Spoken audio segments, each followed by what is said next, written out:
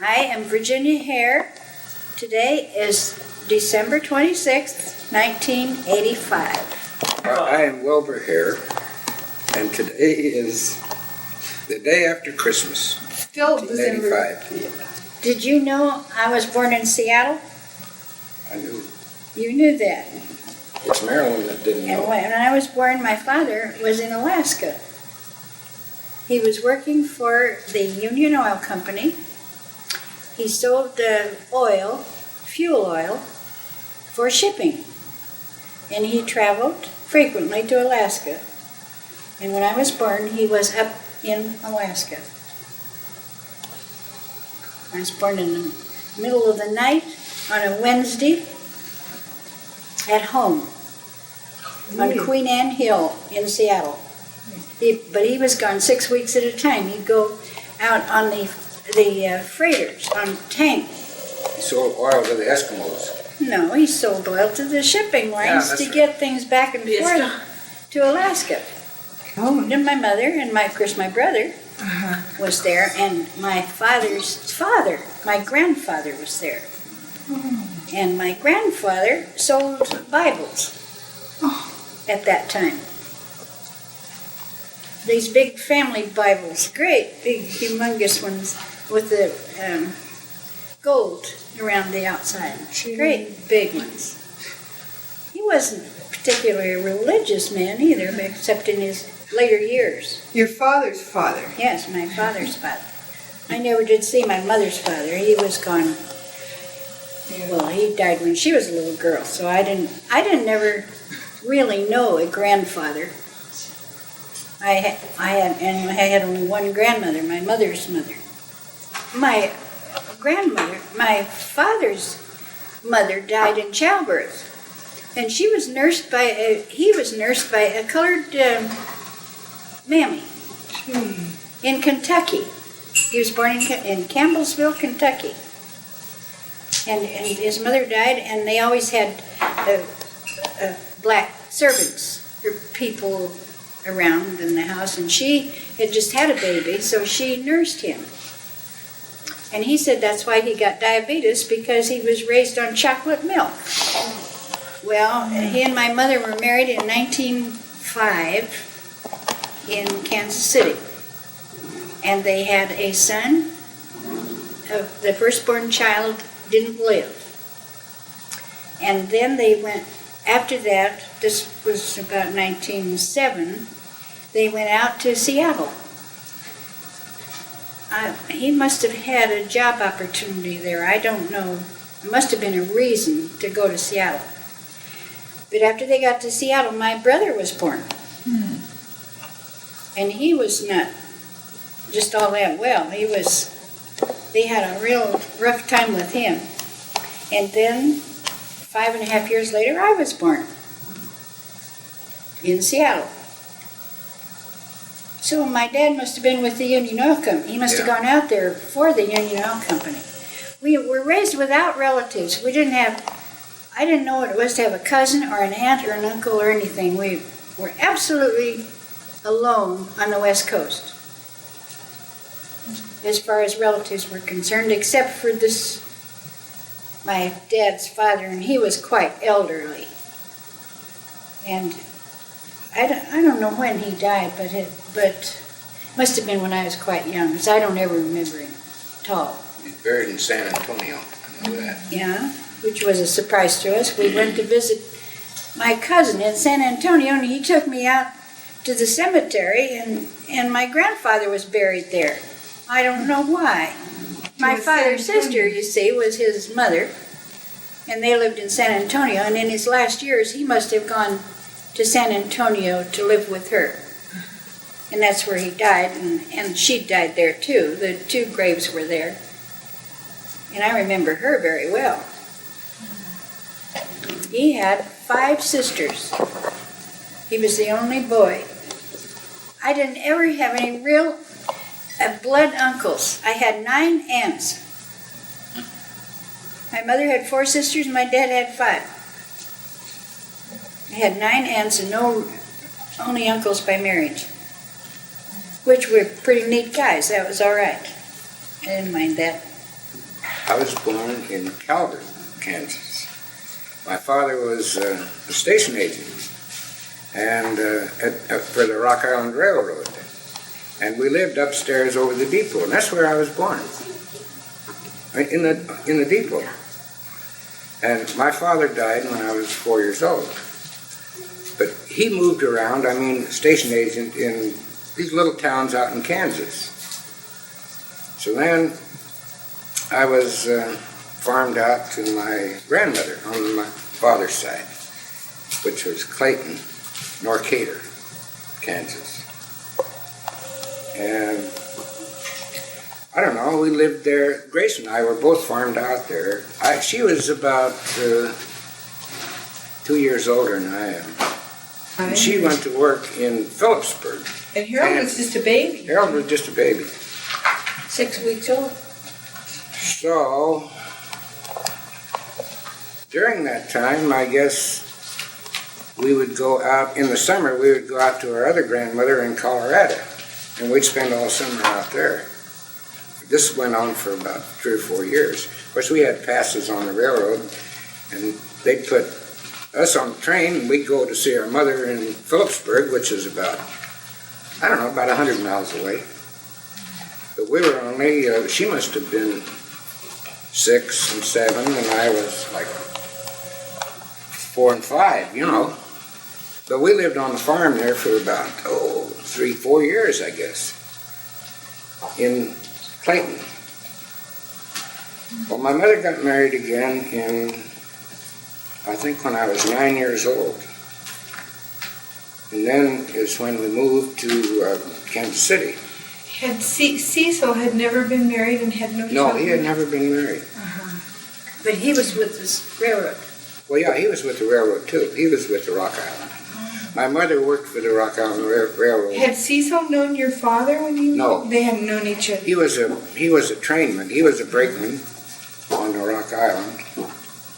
And, in fact, he retired from that job. She went to business college. Well, she went to business college and then got a job with the Rock Island. And that's where she met him. Yeah, until I got married. So then we moved to Kansas City. I think I was 9 years old. And Cecil bought you all new bicycles. Yeah. For his wedding present. And your dad died in the flu epidemic. Yeah, it was the flu. It was 1918, in the flu epidemic. You don't have any memory of Well, him or very few. the... I didn't remember him. Harold was just a baby, and he died in St. Louis. Not St. Louis, St. Joseph, Missouri. Did you live in St. Joseph? Oh yeah, we lived. That's where Harold was born. Yeah. Because he was the station agent in St. Joseph. But this was 1918, and of course when you got the flu in those days, they lost thousands, and I don't know how many. Yeah. He had this house built that we moved into. It was a 2-story house in Kansas City. And of course we all moved in there, and it was a big house. I think it had 4 bedrooms, and 2 bathrooms. It was a 2-story house. Yeah, he was really a father to you. Yeah, he was. Yeah. He was the only father I knew. Yeah. But it just didn't occur to you to change your name. It just no. wasn't thought about. No. Well, you were a Hare. It was never mentioned, really. No. When I was very, very young, my father was transferred to Vancouver, Canada. And we went up there to live. And my mother would tell how these Canadian women just wouldn't have anything to do with her because the United States had not yet gone into the war. World War I. World War I. And these Canadian boys were being killed, and they were coming home without arms and legs, and here was this American, and we had not yet declared war. And she was very unpopular. My brother went to school there, and every morning he had to, out before they went into school, he had to sing God Save the King to the tune of America, Yeah. which he complained about, because he didn't want to sing those words. And my mother said to him, well, you just move your mouth and you sing your own words to it. You don't have to sing God Save the King. And we were in Vancouver for quite a while, and then Dad was transferred to San Francisco. And I went to kindergarten in Berkeley. We lived in Berkeley. My mother had a sister in Berkeley, but we got an apartment there. And I started to school in Berkeley. And then they sent him, then he went with the Associated Oil Company, and they moved us to Arbuckle, which is up near Colusa, up north of Sacramento. How long did you live there? And we lived there a couple of years. And there was no place in Arbuckle to live. And they found a really elderly man who had lost his wife, and he had a sort of a ranch. He had horses and a barn and an old ranch-type house. And so we went to live in his house, and my mother fed him for this courtesy. He lived there too. Yeah. But we had the whole house to live in. But I guess that was the deal. That she'd do his laundry and that kind of stuff. Yeah. I don't know whether we paid any rent or not. Heck of a deal. Yeah. Well, of course, by this time, the most vivid memory I have of Arbuckle, by this time we were in the World War. World War I. And we went uptown one night, and they burned the Kaiser they had a rope with this dummy on it and burned it. And because they hated the Germans so much, you know. How old were you at that time? I must have been maybe 6, 7. That would be a memory. And I didn't understand it at all, you know, what they were doing. And it really frightened me, I suppose. And then we moved to Medford, Oregon. I'd forgotten you lived there. Uh-huh. And I went to school in Medford. Well, we finally went back then to Portland. He was still with the Associated Oil Company, and he was superintendent of the company-owned stations. And he had a real nice job there in Portland and did real well, and I went to I didn't stay there long enough to finish high school. I left when I was 16, so I think we must have been in Portland not more than 10 years. But they were my formative years. They were the years that I went through elementary school and went mostly to high school, fell in love 2 or 3 times, and I hated to leave there. I was so in love, I thought I was going to die when they took me away from Portland. But I made it. And we went to Kansas City from Portland. In the meantime, my brother had a nervous breakdown, and my mother was not very well because he had been such a burden and such a care to her. So my father's sister was doing quite well in the stock market, and she thought that there was an opportunity there for him. So he went back and he took my brother with him, and Mother and I stayed in Portland and sold the house. And then we all got on the train and went back to Kansas City to live. Is that the house where you had? Worst thing that ever happened to go back, because we weren't happy back there. We got mixed up with all these relatives, and we weren't used to relatives. And relatives are very outspoken. You know, well, gee whiz, what an ugly kid you are, that kind of stuff. And none of us were very happy back with all those people. My mother had something like 42 cousins back there. Everybody knew who I was, knew who I was. I couldn't do a darn thing. But anyway, it was fortunate I met my husband there, which nothing could have been better than that. How did you two meet? That was God's way. He got me back there, and I got him. That's right. Let me get a picture of him. Well, we met in high school. Mm-hmm. We, I guess it was junior year. in high school. And my friend called me up one night and wanted to know if I wanted a blind date. Of course, I didn't know who I was going out with, so we went out on a blind date, and look who turns up. But I knew her. I mean, it wasn't When he came to the door, we her. knew each other. We were real surprised. Yeah, You didn't know you were going to know each but other. I didn't know who it was I was going out with. But you were just acquaintances at that time, at that Well, date. yeah. Yeah, you didn't really. We'd known each other in school, but we had never, No. we were out of school by this time. Oh, Yes, I I think see. so. This was, you met in your But we junior knew her. year. I knew her in high school. I mean, Yeah. as an acquaintance, you know. And how old were you at the time of the blind date? 20. Well, Oh. 20, I guess. Maybe. See, I don't know whether it was that long or not. Something. But we didn't go with each other. Ever. You didn't go with each other In ever? school. Oh, in school. No. Yeah. My father bought a radio, a crystal set. Then, when the radios came in, why, we'd all sit around and look at the radio, nothing to see, but we'd listen, you know. You know what a crystal set is? Do you know what a crystal set Sure, is? I had one. Yeah, I Did thought so. Coiled wire, And you have to wear earphones. you'd have to wear earphones. We didn't have speakers.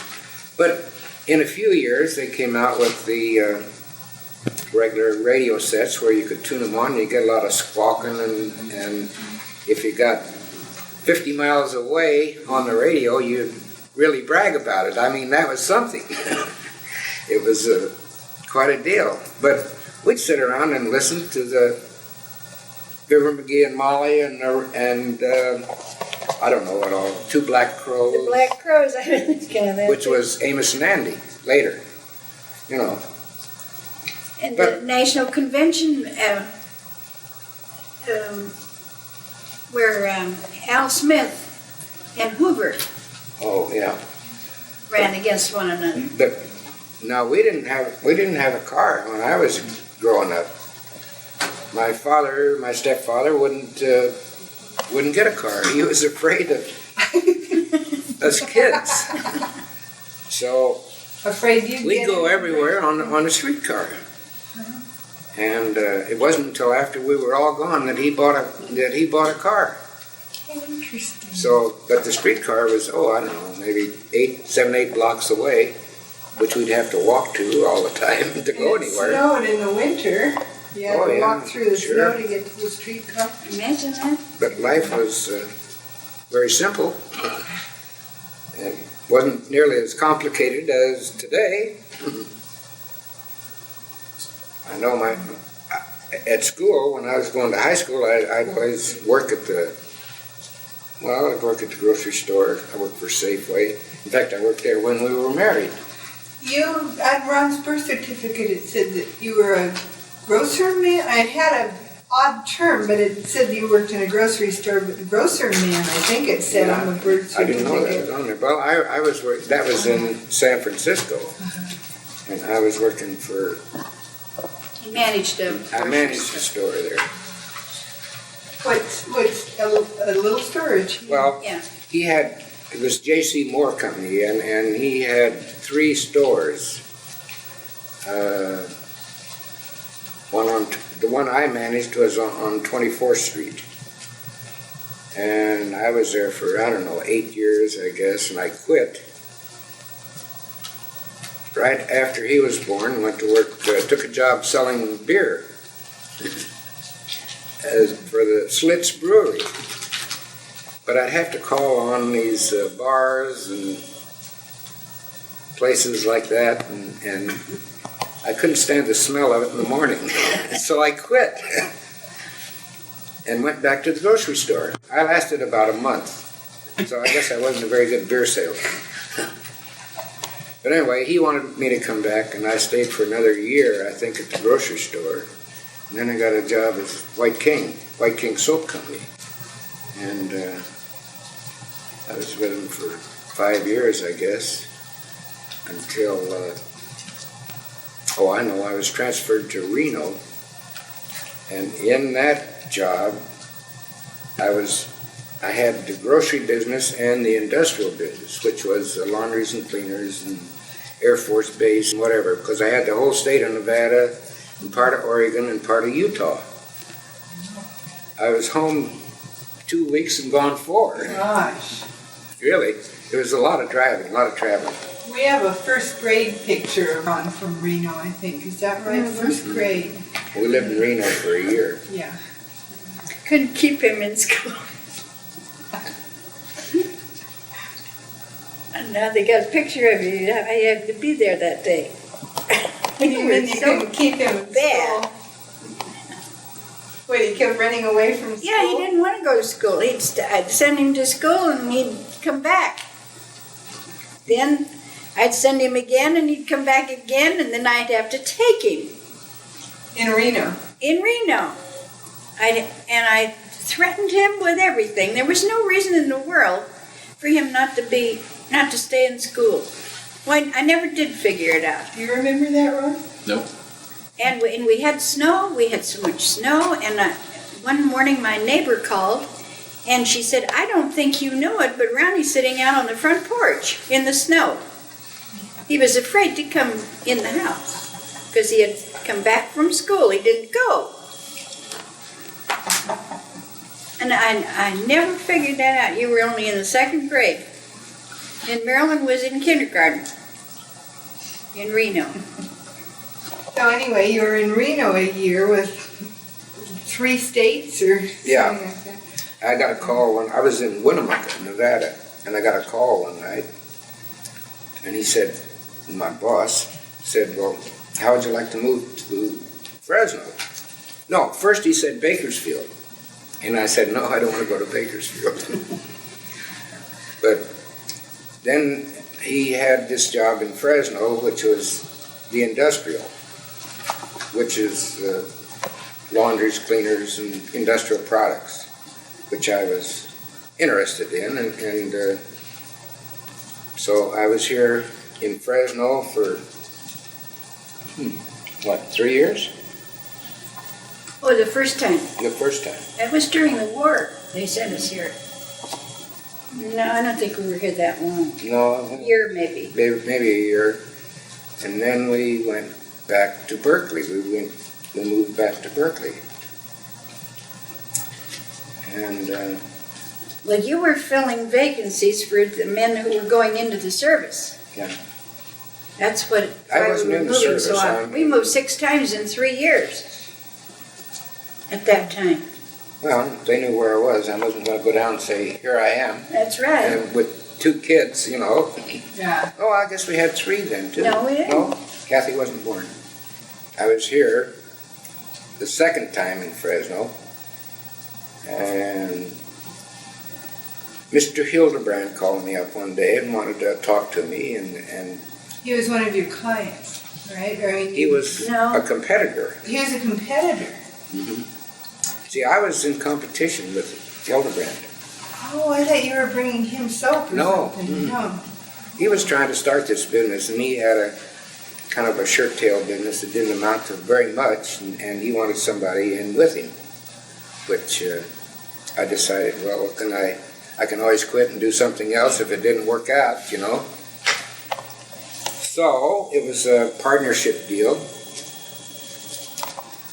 and it seemed to work out.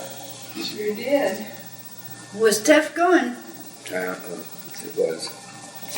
He was a hard man to work for. Now there were 3 of you at first. He and No, this was later. This was later Tuttle on. came in later then. He came in later on, about 3 years later. So when I met you, it was all 3, I guess. Yes. But so you were partners with Hildebrand, and then Tuttle came in. And then we the took 3rd. in Tuttle, and it made them 3 partners. And Yeah, so, but it eventually ended up with you, well, the yeah, sole owners of the business. I We bought bought them all out. Yeah. them all out.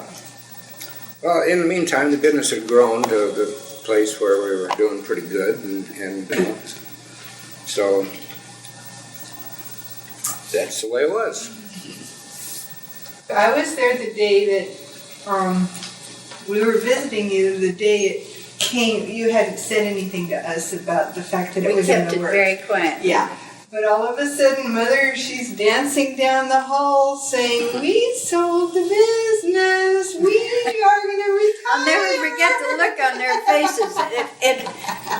For some reason, you were sitting on the floor in the bedroom, doing something, putting something together, or fixing something. You were in that center bedroom. You were doing something, assembling something, or working on something. You were sitting on the floor. Because I remember going to the door and saying, we sold the Hildebrand Supply Company. You both looked up. So surprised. Well, And you were dancing. It had been on the fire, and we didn't want the Yeah, for a employees year to or know. so, they'd been talking to us. And We didn't want I anybody to know, because, especially the employees, because when your employees know that you're going to do something like that, they get nervous. And they think, well, these people are getting ready to leave us. We better get something else to do. So we didn't want to disturb the flow of business, and it wasn't any of their affairs anyway. But when we did sell out, they took all the employees. They all kept their jobs and went on operating just as it had before. Do you still buy stuff from Van Waters and Rogers? Or not? Don't think so. And then you took a 3-month trip on the Mariposa and the Monterey. Well, that was a good way to break up, to start our retirement, because that 3 months, we learned that we didn't have to get up in the morning and go to work. We learned how to be lazy. We learned how to entertain ourselves without climbing the walls. And by the time we got back, we were over that awful time when you retire and you don't know, now what am I going to do? See, we were young. Oh, 55 is what We were young to retire, and Yes, 10 years is he going to go back to work? Is this all the money we're ever going to have? How long are we going to live? Can we survive? All of this comes into retirement. And I don't care who you are or how much pension you have, you think, gee, I can go through that in a hurry. And with inflation, it might get worse. How am I going to survive another 30, 40 years? Which you look at. And in case of illness and all that sort of thing, it's a troublesome time. But we got over all of that in that 3 months. We figured it all out. And came back with a whole new lease on life. Decided to buy the house up at Lake Tahoe and give up the work. Stayed in bed as long as we wanted in the morning, eat dinner whenever we wanted to, and we worked it out. It was really a nice way to do it. That was in 1969. Mm-hmm. And he hasn't done a lick of work since. I'm basically lazy. And when you were, before you moved to Kansas City, you were quite well off when you were growing up, Mother, right? Oh yeah, my dad made lots of money in the stock market. And we lived very, very comfortably. In fact, Bud and I were going to go to Europe. We had a trip all planned to go to Europe, my brother and I. You could go for like $500 then, the problem was getting the $500. Yeah, but you had to go. But we had it. I mean, my dad had it, and we were doing real well. And then in 1929, one morning, the stock market crashed. And of course, he was had a lot of his wealth was on paper and in stocks and one thing and another. So we actually, from the time we got up in the morning until went to bed that night, he was completely broke. Flat broke. So we went from riches to rags in 24 hours. So my brother and I got a job, and so I think we lost the house. I'm pretty sure we lost the house. And we lived in a ratty apartment. but we both got jobs and we survived, but it was just survival, and that was all. Just enough to pay the rent and eat. That's all we had. My brother, not too long ago, was telling Jane's brother, he said about us, and he said, I think Virginia and I had the toughest youth of anybody that I've ever run onto. We had to figure out who's going to buy the coal and how are we going to do this. We had no extra money at all between us. We were supporting the whole outfit. Was your dad sickly by then? He was Well, older my dad and he couldn't. contracted diabetes then. At this time, and another thing, going broke like that is a traumatic experience for a man. He was like, I think he was about 45. And at that, what are you going to do? He was doing real well, and my dad didn't have any education, not any at all. He had only gone to the 6th grade. But he wasn't stupid. He was smart with figures. But to get a job doing something was not that easy. And he couldn't seem to find anything to do. Anything where he would fit. Well, there was a lot of unemployment. Well, see, he wasn't in the trades at all. I mean, he couldn't weld, or drive a truck, or anything like that. He was just not that kind of a person. He was an executive kind of person. A desk job. That's all he'd ever done. So he was especially handicapped, and then to have diabetes as badly as he did, he was not well enough to do a lot of things. So we just took over, and then I got married. I had no business getting married. Well, I couldn't get married unless I went home to live, because I couldn't leave him with this responsibility. So when we got married, we went home to my house and continued the way it was. And then you and Dad and Bud, the three of you were all working at jobs, I guess. Yes, right? the three of us were supporting working. the household of 5. Yeah. Well, and in 1936, we loaded everything in a trailer that we had, and all of us moved to California. We didn't know where we were going. We came out, all 5 of us came out from Kansas City in a Plymouth. And then we had a little Was that box right? trailer that we put, I don't know what was in it. It wasn't few. Just clothes. Clothes? We didn't bring any domestic things at all, just what we could get by on. So we went to San Francisco and rented an apartment. And Virginia's mother went to live with her sister in Berkeley, and her father was with his sister down in Altadena. So the 3 of us had an apartment in San Francisco. I forget, it was on Post and Larkin or something like that. You're right at the corner of Post And and about Larkin. 2 weeks later, her mother and father both showed up. So here we all are in this little apartment. So we finally guess who had to get out? We had to get out. We rented a room across the street.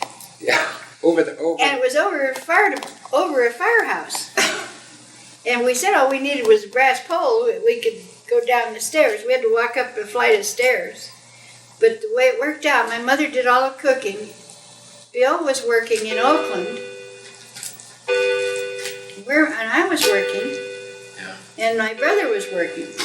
So he was working at a service station way out, almost out to the beach. And you were commuting. That's right. And I was working for Brunswick Bulky Colander. And then you and I moved to Oakland and boarded in a house. But she took in boarders. Boarding room. Yeah, boarding room. And Bud and your parents were still. And they were still in this apartment that we rented in the first place. And that didn't last very long. No, not very long. Then we got a Because then bigger I had to apartment. commute to my job in San Francisco.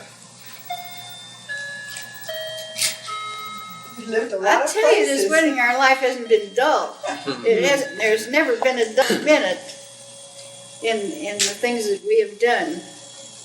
Well, we lived out in Parkside, How did we happen to rented do a that? We rented a house finally. out there in Parkside. All of us, all of So us. we had a house for the whole month, $35 a month, I remember that. The house, we could have bought the house for $6,500. Yeah. But you didn't buy it. No. Then when Ronnie was didn't- born, we lived on, Well, you know, that with our situation, who's going to buy the house? Yeah, right. And that was a lot of They money. didn't have any income, and all the income we had was what my brother had. He was unmarried. He didn't want the house, and we didn't especially want a house. well, We then we didn't moved intend to live like this forever. up on you know. Portola Drive. We got a bigger house. Ronnie Yeah. was born when we lived on Terrible. Oh, that's right, it was. I thought it was Portola Drive. No, that was Maryland. Yeah. Now, where is Parkside? Is that where Terraville? Well, it's Yeah, like yeah. Santiago, 30, The 3,800 Santiago, yeah. which is Terrible. Terrible is kind of the streetcar used to run on Terrible. It was a through street. And it went down to the beach. We were only maybe 10 blocks from the beach. It was way out there. It was called Parkside, not Sunset well, or Richmond. You know, they're different districts. The 32nd and Santiago. And then you got a job in a grocery store. worked in, well, I worked out that way. It was in Mr. Glicksman's store. I forget the name of it. He was quite a guy. He On kept, Ortega, it was on wasn't Ortega, it? yeah. But he kept calling me Billy, you know. Billy. And that's when I got the name Bill. I says, hey, forget it, you know. Oh, you weren't Bill? What were you Not before then. that, Willie? Yeah, Willie. It was most everybody would call me And Willie. you called him Willie? That was his name. Well, it was my nickname. Yeah. No, I mean that was his name all through school, and all of his Yeah. friends, everybody we knew called him You know Willie. that, and So- our And Bill he was wanted to get Willie rid of that, as but well, yeah. fast. But then Mr. Glicksman, he couldn't And he say couldn't in Willie. Kansas He'd say City. Billy, you know, like that. So that's when I changed it to Bill. Yeah. And from that job, working in the grocery store, I got this job as manager of a store down on 38th and, no, Daily on City. Church. Oh, I was manager of that store on Broad Street in Daly City, and then I moved over to the other store on, down in 24th and Church, or right In the in that Mission. neighborhood. And I was there for, I don't know, I guess 5 years, 6 years. But I'd take the streetcar to work sometimes, and sometimes we'd go down and drive. We had a Dodge Coupe. It wasn't very good. And I guess it was a combination of both of your long working experience plus your innate ability that gave you the ability to come in as a business partner, then a full owner, and really be successful. Well, I don't know. Well, we learned They had us- that nothing is from 9 to 5. That you've got to put in more hours. That you don't work by the clock. And I think that's what our success has been. We worked till we got through. We never did have any hours. We never did have any vacations. We never had a day off. We worked Saturdays. Yeah, but you had a good job when we got married. Yeah, I did. I was working for the National guess Recovery what? Act, Roosevelt's. When we got married, she got fired for getting married. She couldn't, women shouldn't work. Married women were not allowed to work. And the men, they felt that we took a job that a man could have to support his family. And I got married and lost my job. But I got another one right away. Yeah. I never had any trouble. When we moved out to San Francisco, we were all three, of course, looking for jobs. And I was the first to get a job. Well, I was qualified. I was a stenographer, you know. I could take shorthand, and I was pretty good. So I got this job at Brunswick, and we lived in an apartment on Sacramento Street, and the girl across the hall was working for RKO Radio Pictures, and she was going to leave town. She was going to quit her job.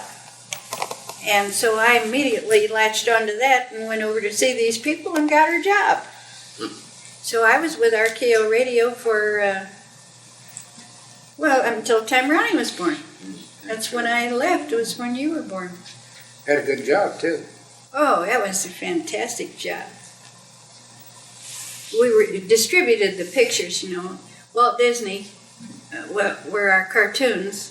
And then we sold the Walt Disney feature films. Cinderella came out, and Queen Victoria came out, and the Seven Dwarfs. Gee, I didn't know. Yeah, tell us all the Disney films. And I went in there as a telephone operator, a switchboard operator, and catapulted over all. You were supposed to work up to the next job of billing and all this kind of thing.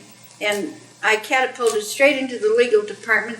The girl who was in charge of the legal department went on her vacation and went to work for Matson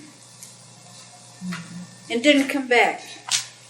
And so I went straight to the legal department. They sent somebody up from Los Angeles to train me. For 2 weeks, this woman stayed with me to train me all of for the contracts, and then I also had the responsibility of reporting a financial statement of how many legal contracts we had out and how much money came in and so on. I had kind of a tough job, and I got a nice raise, of course, for it. But that was a really neat job. Tell us some of the films that went through while you were working there that you helped distribute.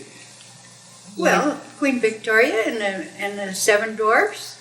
I mean, Snow White and the Seven Dwarfs was another one of them. And, of course, we had all these Looney Tunes and all kinds of... Warner Brothers. You see, every show that we sold, they had to have do you remember they always in between the shows, they had a cartoon? And that was like, we had bookers there that just booked the films for these people. It was nearly all done by telephone. And then the contracts, they had to take the film for 3 days. And if they had to agree, they had to sign a contract that they would run it for 3 days, and they had to pay for 3 days. That was a minimum. For these little theaters, I knew nothing but the names of the little theaters in these outside towns like Concord and Walnut Creek. They were in Pittsburgh and Martinez. They were all just little towns, but I knew the name of the theater there. But I didn't know where the town was. Well, what about now the San Francisco theaters, them too? Or no? Oh, well, no, the first run was the Fox, was the big theater that they built. Not the Fox. Yeah, it was the Fox Theater, the big one. It was a brand new theater.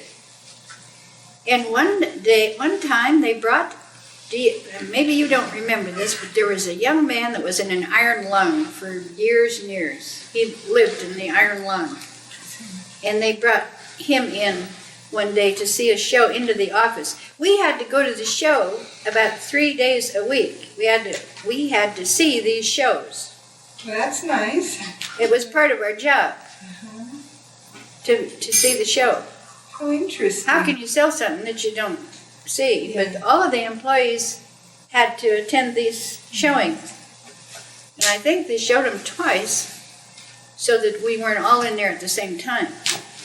Somebody was out in the office while there were certain times that I went. Yeah, that's fascinating. And we had fire drills because the film was highly inflammable. highly flammable. And the fire department used to come and they would ring bells and we'd have to all get out in a certain amount of time out on the sidewalk. So you got the film directly from the people that made the film. They sent Yes. it to you, and you We were distributed it distributors. to the. We didn't make the pictures, No. but we distributed them. Yeah. They were delivered from San Francisco, and it was on Golden Gate and Turk, where I worked, right downtown. That was a neat job. I liked that. And then Ronnie was born. Then Well, I had to work under my maiden name. That was the worst of it. Because, see, again, it was still in the period of time when women, married women, were not to hold jobs. A single girl could, but not married women. So I was working under my maiden name. And when I got pregnant with you, I was really in trouble. Miss Campbell was going to have a baby. so what did Miss Campbell do then? That's not nice. No. A little different. So how'd you handle that one? Well, a lot of them knew that I was married, but I had to apply under my maiden name. Did you quit? Well, you quit when you were pregnant anyway, or not? Or did Oh, I was 6 months or so before I quit. Then did you not work for a while after you had? No, I stayed home. No, I didn't go right back to work. You had Ron But it and wasn't Mary. long because, you see, my mother lived there with me, and She could babysit. the two of us, there was no need for the two of us to be there. We didn't get along all that well anyway, But you had Marilyn. especially over the baby. You had Marilyn 2 years later. Did you work in between? I mean, or not until after I she don't believe was I did. I don't believe I did, but before as Kathy? soon as Marilyn was born, I went right to work. She was a tiny baby. And I went right to work. One more mouth to feed. For Walker's Manual. Are you familiar with Walker's Manual? No. It's a listing. It's a listing of all of the millionaires. It's like the what is that book that they list all of the people? Who's who? What? The who's who? I can't hear you. Who's who? That's what Well, not particularly that. This is a financial thing, and they've been doing it for years and years, and they're still doing it. The Walker's Manual is a guide to who's got how much and what they do. A listing like your city directory would be, only this is a national thing. How many children they have, how much real estate they own, all of the details of these millionaires, and then it's all put into in a hard cover book. And so I had a job there going over these things that these millionaires filled out with all this information and assembling it for printing. And I was there a long time, longer than I should have stayed, So we because, moved somewhere, huh? well, Why because I had 2 little kids. It was, you know, I went down there temporarily and almost stayed permanently. And that was down on Montgomery Street in San Francisco, right down in the heart of the financial section. I always liked my jobs. Sounds like you had good ones that you were well suited for. I did, and I always liked them. I don't think I ever had it. Oh, one job I quit because the guy swore at me.